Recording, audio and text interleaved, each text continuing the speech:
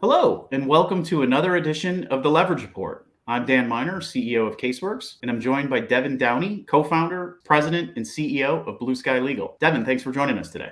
Hey, Dan, thanks for having me. So Devin, just want to start, could you maybe talk a little bit about your background as well as Blue Sky Legal and what you guys are doing there? Sure. My background was working in large advertising agencies. About 15 years, started out in digital marketing back in San Francisco in the late 90s, progressed from there to working in large brand agencies, working on accounts like Wells Fargo, Bank of America, Hilton Worldwide, FedEx. And so I had a lot of cross-industry experience. And then a law firm got in touch with me about coming on board as their chief marketing officer. So I was the chief marketing officer for Barron & Bud for about 7 years. At the point that COVID hit, I started thinking, well, things have slowed down quite a bit. Maybe I could do this for multiple firms. And with Barron & Bud's blessing, I went out and started an independent agency, Blue Sky Legal, where we do both mass tort case acquisition and personal injury case acquisition from the advertising through the intake. Very good. So, Devin,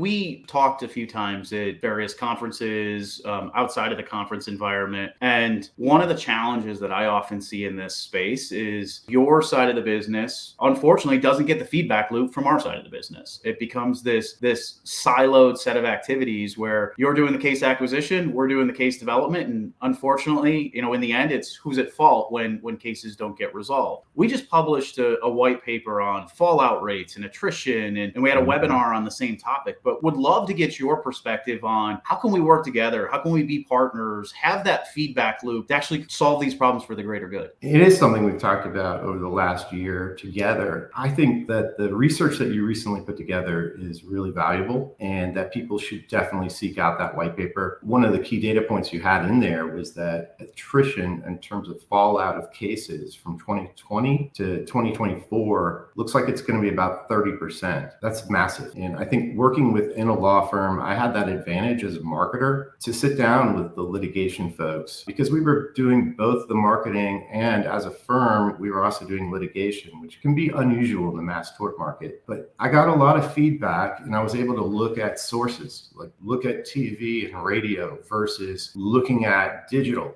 and looking to see if there was a fallout. Early on, we implemented one of the first online screening intake processes where people could respond to the ad, we'd send them a link, they could provide more information, go through the screening process, and then we were serving up the retainer for them to sign. So I was able to look at that and say, okay, for people who hadn't actually talked to an intake agent first, what did the fallout look like versus people who had started with a conversation with an intake person? Remarkably, we didn't see a ton of difference at that point. I think that story would be a little bit different now. And so when we're thinking about attrition and what's occurring and all of the great research that you presented, I think everything's been changed by the lens of Camp Lejeune. Prior to Camp Lejeune, you're going to always see that kind of fallout rate. You're going to see the attrition on any mass tort. And that should be somewhere in the 20 to 40% range as you're getting through medical records to the point where you consider a case truly compensable and you're looking at settling it. But early on, it's a scenario where we're going to go through kind of this war of attrition, if you will, from medical records, signing to medical records to medical records review, and then being able to get to the point where the plaintiff's fact sheet is at least in somewhat completed form. And that process, it's always looked to be somewhere in that 40% range. It's just that the cuts are getting so much deeper as you go through the different processes. So it's really about where you're measuring on that continuum. And I think there's little argument to be that it's much worse than it used to be, or little argument against that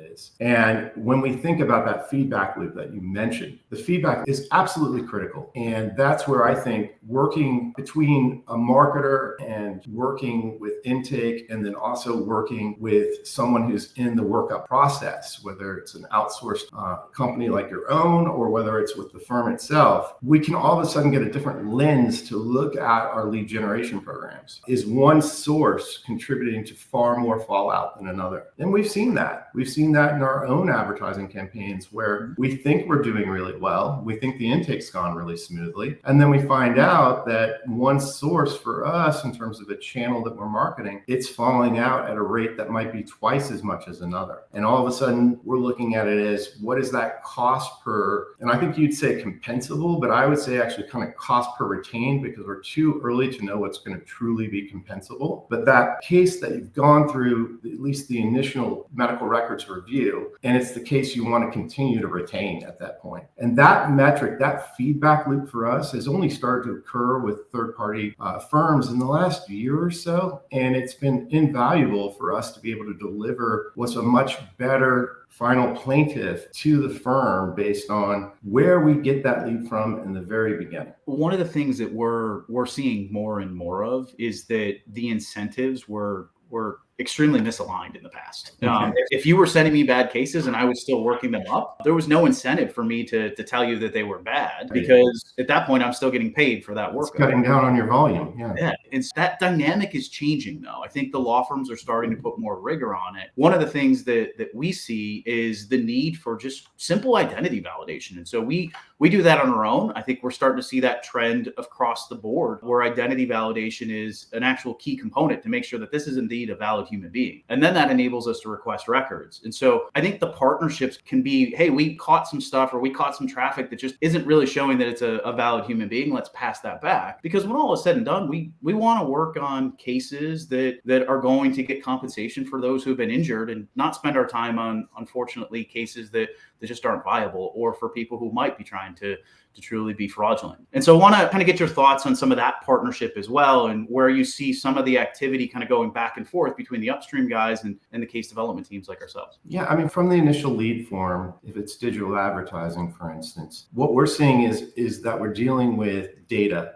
And we're looking for accuracy, right? We're looking for valid data. Initially on the front end, from a marketing perspective, we're putting in validation tools. Does this email address seem to align with this phone number? Are the person's responses, are they congruent with the following pieces of information we're gathering from them? These are all the things that can be discovered in the marketing process. Do we have compliance? Are we utilizing trusted forms so that we can go back and prove that we've got compliance to contact these folks? All of these things are key, but when you think about what your tools provide on the back end, once that person has gotten through the intake process, it's really debatable where it should occur. Should it occur, prior to the intake in terms of identity resolution? Should it happen after the intake? Regardless of how we look at it, the greatest cost in the whole process, typically for litigation firms, is the workup. If you are at that situation where you can preemptively stop ahead of that process, get a feedback loop to the marketing agency so that they don't continue to make the same mistake, make sure your intake is aligned properly. That is invaluable in the firm, but the firm has to realize, and I think this is where a lot of problems had occurred, the firm has to realize what the true market value of that plaintiff is in terms of what it costs to recruit that person. And so if you're thinking about kind of what the cost should be from a non-mature perspective, I should have plaintiffs for XYZ tort at $3,000, and they should be completely vetted and be compensable. Well, that's just not the reality of mass tort, and it never was. It's more of a reality that you're probably looking at double that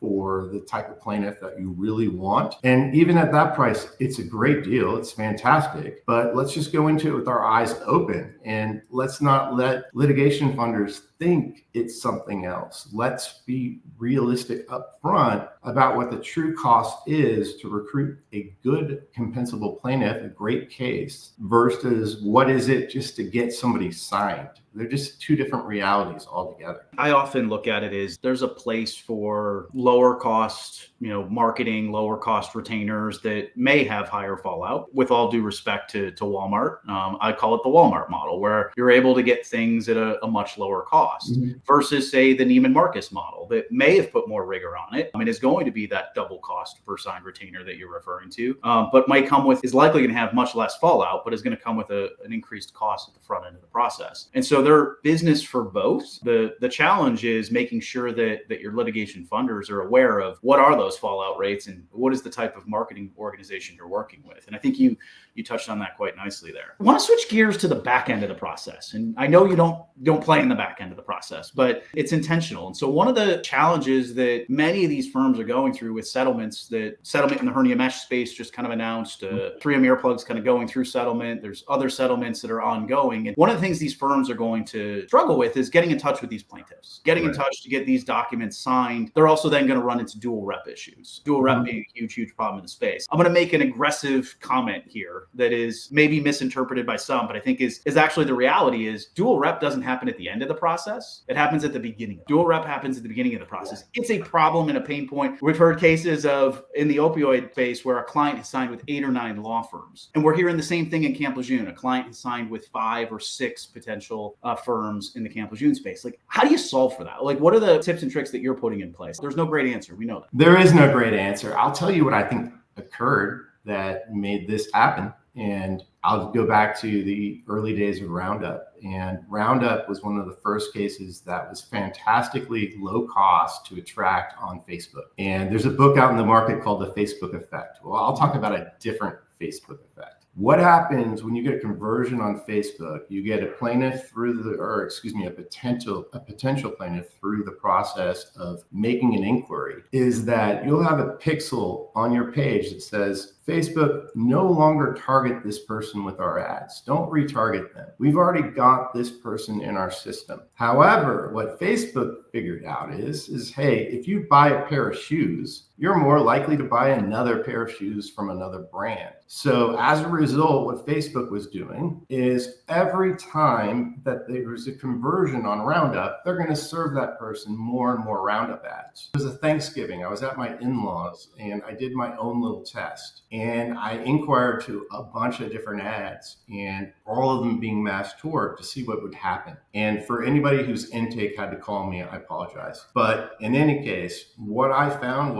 is that my feed through a scroll got all the way to where I had 9 different mass tort ads in one scroll. And this was when Facebook would stop you. They would only let you scroll so far. And what you would obviously have if you were a potential plaintiff is you would have this opportunity to shop. And as you're shopping, does it matter to you that you're shopping on the inquiry front and talking to the firm? Or do I just put in an inquiry and sign retainers with a bunch of firms? Because I don't really know who's leading this class action in terms of the way they often think about it. And maybe one of them can get me a better deal than another. But that's that media saturation thing. That's the Facebook effect, truly. Low cost per contract, more problems potentially coming through. But it is the reality that you need to participate in that market in order to get a reasonably priced plaintiff at the end of the day. However, Camp Lejeune was a completely different animal. The Facebook effect, as I described it, having that ad served to the same person over and over again, but from different firms, it occurred on daytime TV. I couldn't watch CNN or Fox News in 2022 or the beginning of 2023 without seeing a Camp Lejeune commercial on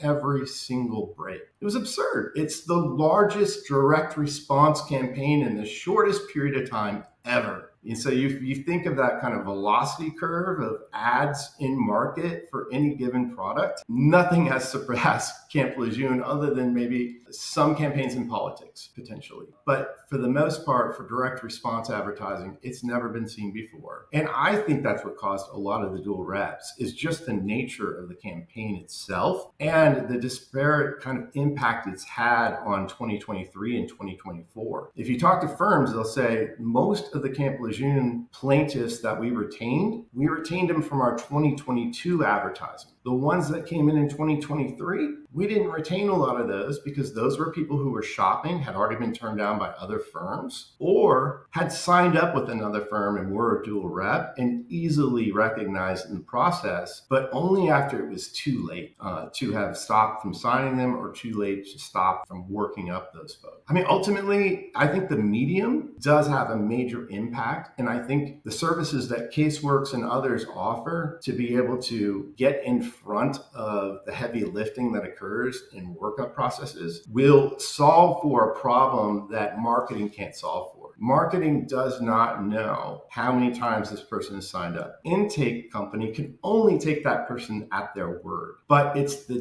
data that occurs downstream of that that can start to tell the story and say, let's not invest a lot of hours in this person because things look fishy, or ultimately I have the data to say this is not the plaintiff that we want to move forward with. And going back to our earlier point, that's then the importance of that feedback loop to let you know, hey, we caught a bunch of dual reps. You may not have caught them. We asked the questions a few different ways. We caught some things where they tripped up, or they even shared a retainer agreement with another firm. We want to inform you. Maybe that allows you to tweak your marketing spend. Maybe you actually pause it and provide the value and that capital back to the law firm, because it's just not a ROI positive activity. Absolutely. And what you mentioned about delivering value, the key to this, I mean, in our business, marketers were disproportionately compensated for doing things that weren't as difficult as they seemed. And the way that I say that is you could buy a remnant lead through something co-registration where somebody has submitted their information for, let's say it's a giveaway, and they got a t-shirt at a football game in return for filling out a card. Now, marketers, let's call them call centers, will call those people and they'll see if there seems to be anything that they are qualified for that company has to offer. Now a lead comes through, and for Camp Lejeune, those leads might have been as low priced as $2. And then what would they do is they'd have an international call center call, and they would just boil the ocean down until they found out of 100 leads that one person that seems plausible that they might actually qualify with just a little bit of coaching. And then once they had that person, they would warm transfer them to an intake company who was completely unaware of what was happening and goes through that process. The person answers all the questions right. The lead still only costs $2. The amount of manpower that went into it was about $5. And then ultimately they're getting paid out as soon as that person gets signed up. Now, a lot of these companies have gone out of the business. Like the last Mass Torts Made Perfect, when you and I were talking, it was like, where'd everybody go? Everybody came in and now everybody's gone. And so I think ultimately when we think about that feedback loop and understanding what's happening, it also has to be tied to compensation in some way, shape, or form that isn't about buying a contract, but is about having the feedback loop inform the quality of the process all the way along so that they're making more decisions as a firm about who they're going to work with. And from my perspective, I guess because I actually worked within a top litigation mass tort law firm, I was always on the hook for that. This isn't new to me. It's new to a lot of these folks who just came into the market. Most of them have never worked in advertising. A great majority of them have never actually participated in the generation of a lead in terms of looking at every step of the way. They were simply middlemen. So when you're at Mass Torts Made Perfect next time, it's like, check out the company, see if they actually have any media buyers on staff. If they don't have a media buyer on staff, that means they're buying a lead. If they're buying a lead, they don't know how many hands that lead went through before it got to them, and they may be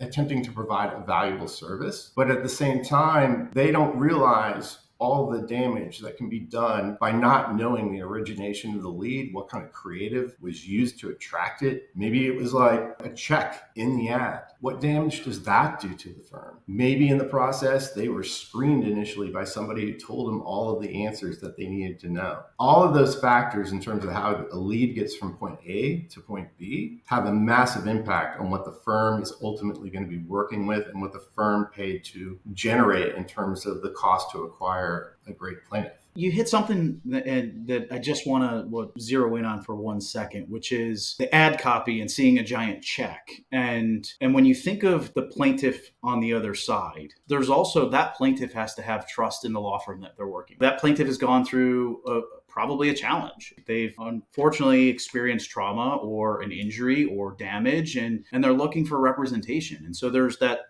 injured life at the other side sometimes gets left behind or forgotten when we think about signed retainers and compensable cases. And what you just touched on there brings it back to the brand. It brings that injured life back to the brand of the law firm or the experience that law firm is going to provide that plaintiff. And that experience doesn't just start when they sign the retainer. It also starts with the initial kind of views that they may have of that law firm just based on the marketing copy. And I think you hit on that nicely. Thanks. I think it's interesting because you've turned the conversation around a little bit, because we've talked about how getting a plaintiff is a commodity in the past. And it's like you're talking about non-branded advertising. So the firm isn't presented until the intake process. And then at that point, there's really no information provided about the firm because the intake person probably doesn't even know where the firm is located in most instances. The firms themselves, and if a firm doesn't know this, it's a great time to learn it. Most of the advertising agencies in this business actually have secret law firm relationships. They have a DC firm or they have an Arizona ABS. That's not something they disclose. So as they're going through the process, they have multiple different paths they can take somebody through, depending on the type of criteria that's involved in the lawsuit itself. These things are a slippery slope. There's a lot of temptation involved in terms of redirecting the best injuries, redirecting from one campaign to another for whatever reason, whether it's making the firm that's the squeaky wheel, making them satisfied at these, at the detriment of another firm. All of these things play in, and that's just telling you, like, you can switch out a retainer anywhere in the process because, again, it was a non-branded ad. And then the bigger challenge that we're not talking about yet, but it's that once that person does get to the firm, how long does it take the firm to talk with them? And what was the handoff like? Did the person just sign up and that was the end of it? Was there any kind of onboarding process? Was there any kind of handoff, such as even setting a first meeting with the firm, a phone call? And that's where I think a lot of problems start to occur, where there's an attrition rate just based on the fact that this person signed up. They don't know who they really signed up with. They haven't been contacted. It's been 2 months. And then the next thing you know, they go and sign up with another firm. And so that's the other reason that dual reps can occur. And it's just purely that they didn't have a great relationship from the beginning. Well, now, if they don't have a great relationship from the beginning, what does it look like when it's time to chase them for the settlement? That person doesn't even know who the firm is in a lot of instances. They don't remember. It's been 2 years. It's been 3 years. It's been 4 years since they heard from the firm. All of these things play a role, from the non-branded ad to the poor handoff from intake to the firm to what happens in between in terms of messaging out to the person what's going on with their case, or just calling and saying, I'm calling you to share that there is no news at this time. This is what we're looking forward to. And I think that's where, like, at each of those points, there's probably preventable attrition that occurs, even if it's just as much as, have you recently moved or has anything changed with your contact information? We get that from all our online services, but I don't know if we get that from our law firm. And it's one of the many reasons we focus on that client experience, and we have a solution that stays in touch with that client through the duration of settlement, because it's so important. Even if no update is the update, it's still a valuable update back to that plaintiff. Yeah, and it takes the burden off the firm. I mean, the firm doesn't want to send out communication because they don't want to get flooded with questions about when they're going to get a settlement. And if you guys are able to provide that service and those responses can come back to you, then that's going to save a lot of burden of work for the firm in doing that follow-up and take a lot of pressure off them. Just closing comments. We're in Mass Tort Made Perfect week. I am sitting this one out. My wife and I welcomed a new addition to the family. Yes, congratulations. So I'm going to sit this one out. But to our listeners, what are your recommendations as they talk to prospective vendors and speak with potential marketing partners in this space? Well, the first thing I would do is I try to find out, is this a marketer or is this a sales organization? So what role do they actually provide in the process? Do they have media buyers or do they source all of their leads? Now, most every agency can't actually provide enough volume in leads doing their own media buying. So I always kind of laugh when I listen to some of the agencies say, hey, we buy all of our own media. In fact, one of the agencies I hear say that the most isn't actually able to buy media because they don't have credit with the media. And so when you're a law firm and you're really thinking, how do I get a reasonable cost of acquisition in terms of a campaign? Primarily, I would focus on, is this an organization that actually has a media buying capability? If they're sourcing leads, what are they doing in order to make sure that the data they're receiving on an actual human being represents that human being and it isn't something that's been sold over and over? Next, I would look at their track record. I'd do a Google search and just see what kind of lawsuits they've been involved in. I'd spend some time on LinkedIn. I'd look at the founders and I'd say, have these people ever worked in advertising? Is this their first foray into it? And they came from some other kind of industry where they weren't actually marketers. Those are the things that I would look at and I would pay attention to when it comes to who you're going to work with in terms of your advertising, lead generation, marketing, whatever you want to call it. But ultimately, there's very few entities that'll be at Mass Torts Made Perfect that actually have media buying capability and have a marketing background. And beyond that, it becomes what is their plan to get that feedback validation from the firm or from the firm's outsource partner to know that where they're getting their leads from is leading to actual cases that look to be compensable. And so as you ask all those questions, make sure that the answers are as substantial as the stake they're willing to buy you. There's a lot of folks in this industry that are great relationship people, fantastic relationship people, and they've had long track records of moving from one relationship to another. At the end of the day, ask yourself, is this somebody I'm going to be working with a year from now? Because you're going to be working with the plaintiffs that they generate for many years. Does that make sense? It does. And so that concludes this week's episode of the Leverage Report. Thank you all for attending. And thank you once again, Devin, for being our guest today. Okay, thanks, Dan.